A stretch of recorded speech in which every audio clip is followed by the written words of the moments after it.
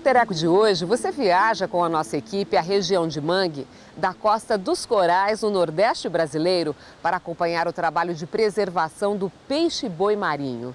Conheça também as ameaças enfrentadas pelos indígenas do Brasil. E ainda um projeto inovador incentiva o cidadão a doar alimentos sem ter que sair de casa. A doação de produtos não perecíveis às ONGs que acolhem moradores em situação de rua é feita pelo Sistema de Entrega Rápida de Comida. Os conflitos causados pela falta de demarcação de terras e o impacto das mudanças climáticas são alguns dos problemas que colocam em risco a sobrevivência dos povos da floresta. E pesquisadores recuperam e tentam devolver à natureza esses mamíferos dóceis que estão na lista de animais ameaçados.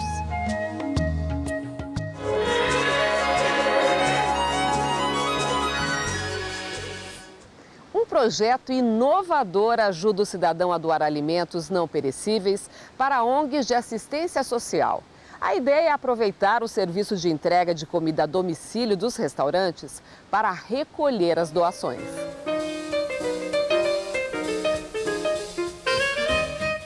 Nesta tradicional pizzaria de São Paulo, no bairro dos Jardins, o movimento dos pizzaiolos é intenso para atender os frequentadores que ocupam os salões todas as noites e os clientes que preferem recorrer ao serviço de entrega. Os motoboys que trabalham aqui tornam essas entregas especiais. Quem vai receber a pizza ou qualquer tipo de comida em casa pode aproveitar para fazer uma boa ação, colaborando com uma ONG que trabalha para combater a fome e o desperdício de alimentos. Funciona assim: quem tem, doa; quem não tem, recebe. O senhor conhece o Reverse Delivery? É uma campanha de recolhimento de doações em parceria com o Banco de Alimentos. Se o senhor tiver algum alimento não perecível para doar, é só entregar para o nosso motoboy quando ele chegar com o seu pedido. O analista de investimentos Victor Chuyen participa com frequência. A iniciativa é legal porque às vezes você está tão ocupado com o dia a dia que acaba que você não tem tempo, então isso facilita bastante, ajuda o próximo. A gente tem um site onde a gente explica como ela funciona e as pessoas se cadastram lá para saber um pouco mais sobre o projeto. Se cada entidade, se cada empresa parar um pouquinho, ver o que ela pode fazer na sua rotina que sirva para ajudar a sociedade, isso vale. E no caso desse projeto do Reverse Delivery, o que a gente percebeu é que a logística continua igualzinha, ou seja, os nossos motoboys vão, entregam as pizzas, em vez de voltar com a mochila vazia, eles voltam com os alimentos doados. A gente está conseguindo arrecadar bastante alimento. O que você tem trazido mais? Arroz, feijão, macarrão, café, a cesta básica do brasileiro mesmo. E aí o pessoal do Banco de Alimentos vem aqui e recolhe. Isso, eles vêm uma vez por semana e retira. O furgão da ONG Banco de Alimentos entrega as doações em locais como este, na zona leste de São Paulo. Na antiga Hospedaria dos Imigrantes, a Fraternidade da Esperança realiza o projeto Arsenal da Esperança, de acolhimento de pessoas em situação de rua. Aqui eles têm alojamento para passar a noite e podem participar de oficinas profissionalizantes, como a de panificação.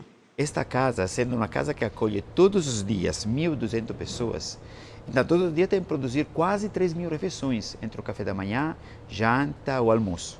Então todas as doações são bem-vindas. Em modo especial na alimentação, todo aquele que chega do banco de alimento é bem-vindo, porque é algo mais que se pode oferecer às pessoas. E é uma forma também de reduzir talvez os custos, investir em outras necessidades. O nosso objetivo é fazer uma ponte entre esses dois Brasis, onde sobra e onde falta. E diminuir o desperdício ali na fonte, no produtor ou onde vende o alimento, e entregar a instituições que estão precisando desse alimento para alimentar pessoas em situação de risco social.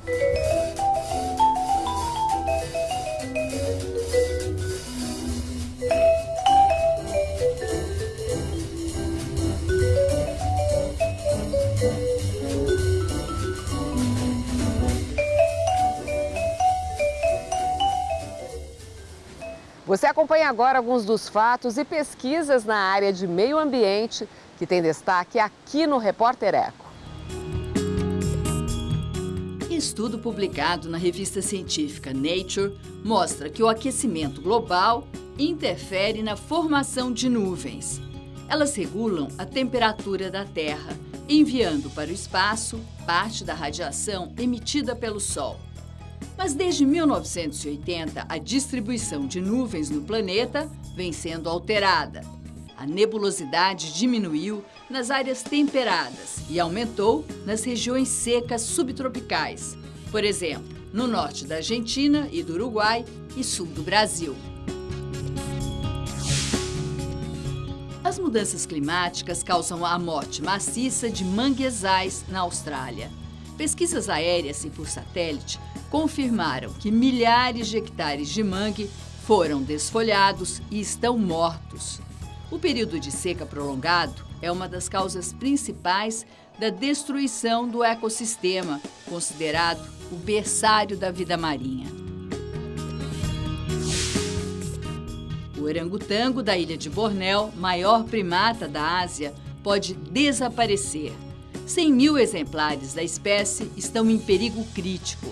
Entre 2.000 e 3.000 orangotangos morrem por ano, vítimas dos caçadores ilegais. Os dados são da UCN, sigla em inglês de União Internacional para a Conservação da Natureza. É alarmante ver uma espécie emblemática perto da extinção, disse Jane Smart, diretora do Programa Mundial da ONG ambientalista. E aguarde, porque tem mais!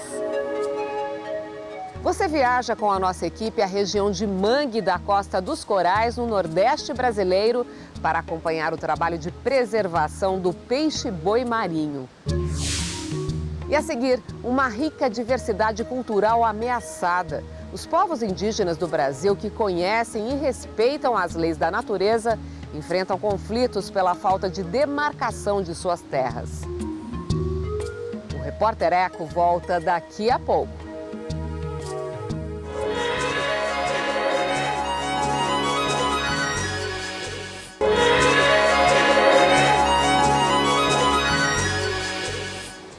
O Brasil tem uma diversidade de etnias indígenas que enriquece a nossa cultura. São povos que conhecem e respeitam os ciclos da natureza, mas enfrentam graves ameaças, como os conflitos causados pela falta da demarcação de suas terras. Um cenário que preocupa ambientalistas e defensores dos direitos dos índios. Segundo o censo do IBGE de 2010, o território brasileiro tem pouco mais de 230 etnias indígenas. São menos de 900 mil pessoas, ou 0,47% de toda a população. Estas informações estão no site Povos Indígenas no Brasil, do ISA, Instituto Socioambiental. Paulo Junqueira é coordenador adjunto do programa Xingu do Instituto e acompanha de perto a situação de 16 etnias que vivem no Parque Indígena localizado no estado do Mato Grosso, região sul da Amazônia brasileira. Segundo a análise que faz, a primeira grande dificuldade destes povos foi enfrentar a tentativa de escravização. O contato com o chamado homem branco também colocou em risco a saúde deles, que continuam pouco resistentes às novas doenças. As doenças vieram como consequência de usurpação de território, né? Então os territórios ou foram invadidos por seringueiros, por garimpeiros, extrativistas, né? Ou foram doados pelo Estado, né, em projetos de colonização, que foi o que aconteceu no Mato Grosso na década de 50, 60. O Parque do Xingu foi o primeiro grande território indígena demarcado oficialmente na década de 60. Na área de 2.800.000 hectares, vivem 6.000 índios. Paulo Junqueira diz que a ideia da frase "muita terra para pouco índio" é falsa, porque quando se fala em terras produtivas, estas são mais raras ainda. E se não há roça, há fome. As terras agricultáveis, né, são manchas de terras férteis, né, de origem antropogênica. Ali já viveu um índio há centenas de anos atrás e aquele pedaço, né, por sucessão geológica e antropogênica, vira uma terra fértil para a agricultura, né? Essas terras são poucas, né? Então, os índios hoje do Xingu, eles já estão disputando essas terras, né? Ou já estão fazendo as roças deles muito longe, o que aí traz vários outros problemas, né? Como é que vai carregar o produto, né? A roça longe é mais difícil de cuidar, né? Hoje, 13,8% das terras do país são reservados a estes povos e há regiões muito críticas, como no Mato Grosso do Sul, que precisam ser regularizadas com urgência. Eu acho que é o caso mais sério no Brasil hoje, né? Porque tem um conflito violento acontecendo, um etnocídio mesmo acontecendo, que é o caso dos Guarani, do Mato Grosso do Sul, né? Mas tem ainda uma demanda grande por reconhecimento, por demarcação de terras deles. O documentário Para Onde Foram as Andorinhas, produzido pelo ISA em parceria com o Instituto Catitu, fala da interferência dos desmatamentos e das mudanças climáticas na vida dessas populações.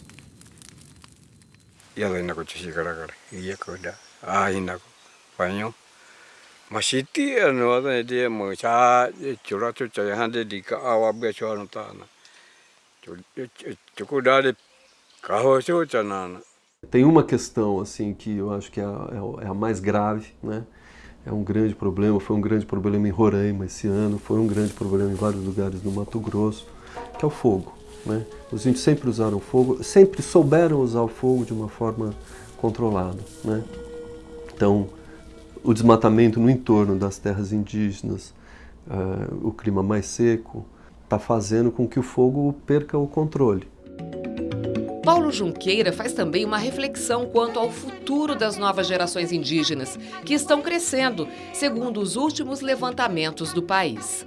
É um crescimento populacional em um contexto em que, ambientalmente, eles têm dificuldades crescentes. Então, as mudanças do clima, o confinamento territorial, e aí é uma questão. O Xingu hoje tem 2 milhões de hectares, a área que os índios ocupavam antes do Xingu ser demarcado era imensamente maior.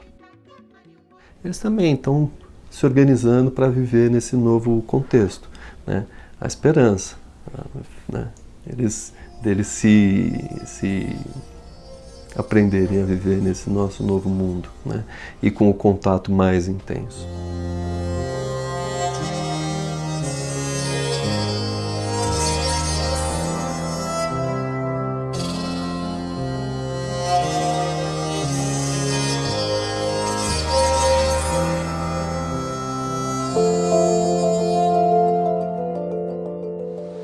Chegou a hora das imagens que a gente escolheu para você na internet.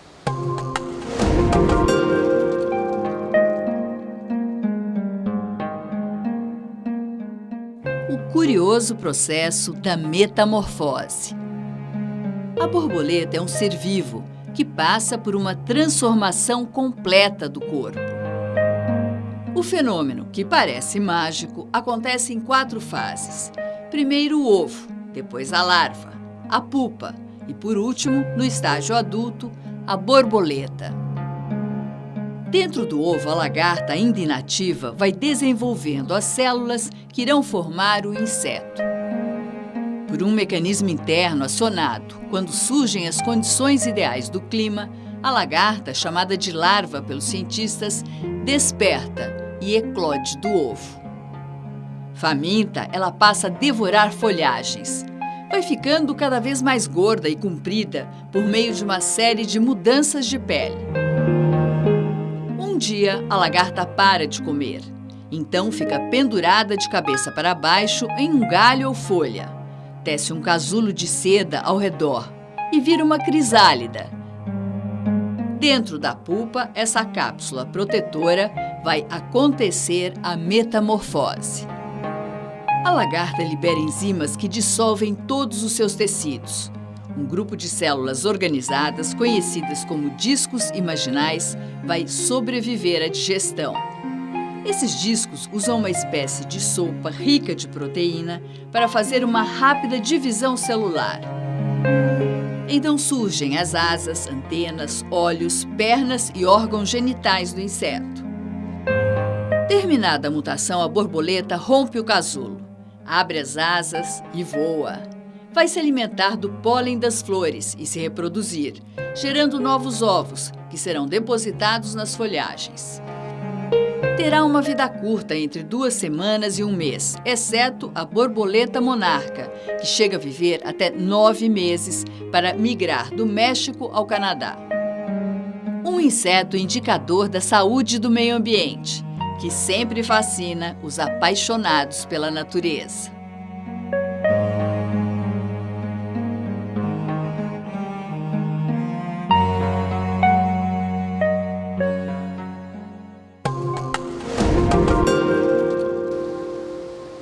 E você vai ver a seguir.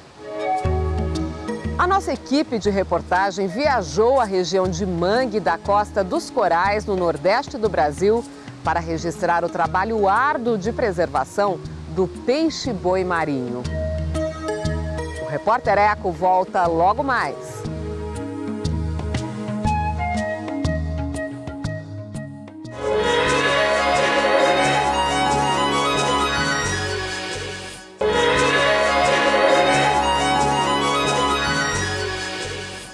Na região de Mangue, da Costa dos Corais, no nordeste do Brasil, pesquisadores realizam um trabalho de preservação do peixe-boi, um mamífero marinho dócil que se alimenta de plantas e vegetais e é vítima de caçadores.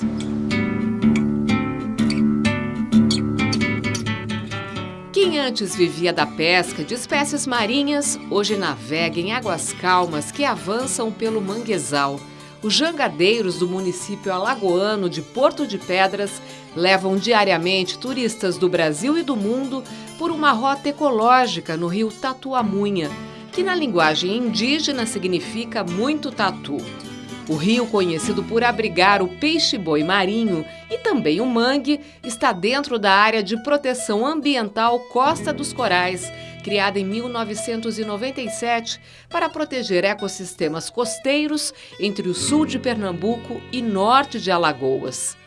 Há 16 anos, o biólogo Clemente Coelho Júnior pesquisa este ecossistema que é considerado um berçário de espécies. Hoje, se dedica a multiplicar o que aprendeu num projeto de educação dirigido aos professores locais.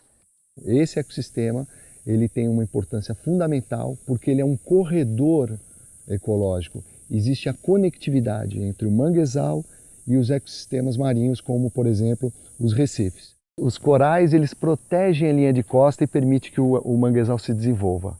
E, ao mesmo tempo, o manguezal devolve para esse ecossistema a vida. Porque as espécies saem de lá, se reproduzem no estuário, se reproduzem aqui dentro do manguezal e voltam para os corais. Então existe diariamente uma conectividade, um fluxo de matéria orgânica e energia incrível que impulsiona toda a vida na APA Costa dos Corais. Clemente nos mostra 2 espécies da flora, o mangue manso e o mangue gaiteiro, que têm uma estratégia própria para se reproduzir. Esse daqui é o propágulo, conhecido aqui como caneta, né? É a parte reprodutiva, é o embrião da Rhizophyra mangli, né? Do mangue gaiteiro. Né? Ele tem uma reserva nutritiva, né? Chega a ficar 1 ano boiando nas marés, né? E quando encontra um ambiente propício, ele tem a possibilidade de se fixar, enfim, e reciclar aqui o ambiente e a sucessão ecológica. E entre os caranguejos que predominam na região estão o guaiamum, o caranguejo uçá e o vermelho aratu. Às margens do rio Tatuamunha fica o Centro de Mamíferos Aquáticos do ICMBio, Instituto Chico Mendes de Conservação da Biodiversidade, que abriga o programa Peixe-Boi. Chefe da APA Costa dos Corais, o biólogo Irã Normandi trabalha há mais de 10 anos com a reintrodução da espécie marinha do peixe-boi na natureza. Ele é um mamífero aquático herbívoro, né? Então ele só se alimenta de plantas, de vegetais. Os principais itens alimentares é o capim-agulha e as algas marinhas. Eles também comem folhas de mangue, mas numa menor proporção. Em função desses hábitos herbívoros, eles se comportam de forma equivalente a essa característica. Então eles têm movimentos lentos, passam muitas horas do dia se alimentando. O peixe-boi marinho pode medir até 4 metros de comprimento e pesar mais de 600 quilos. Lenta e dócil, a espécie se tornou presa fácil dos caçadores. No período colonial, a espécie era muito caçada, principalmente em função da carne, que era muito apreciada para consumo, do óleo, que era utilizado para conservar a carne, naquela época a gente não tinha energia elétrica, geladeiras, e o couro, que era utilizado para a fabricação de correias, para a indústria. Outra grande pressão sobre esta espécie é a perda de hábitat, em especial do manguezal, lugar escolhido para a reprodução do peixe-boi.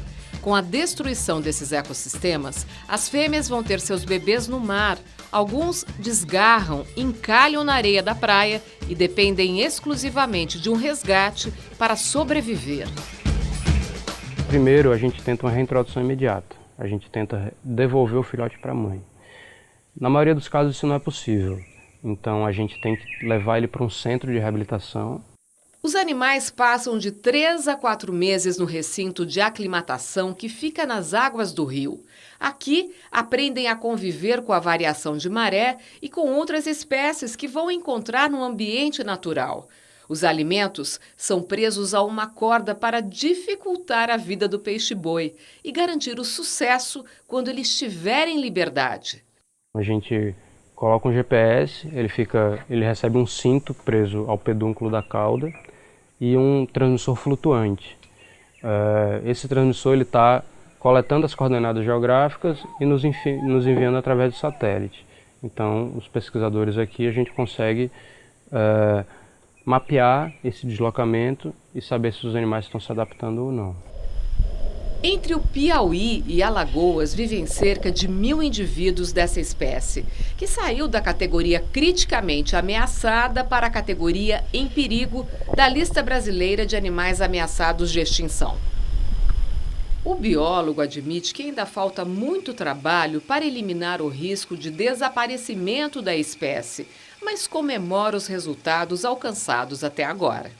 A gente tem 75% de sucesso. Então é um número bastante alto considerando outros programas de reintrodução.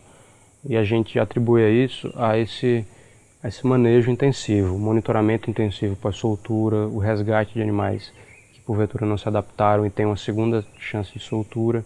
Então isso proporciona que a gente aumente nosso sucesso.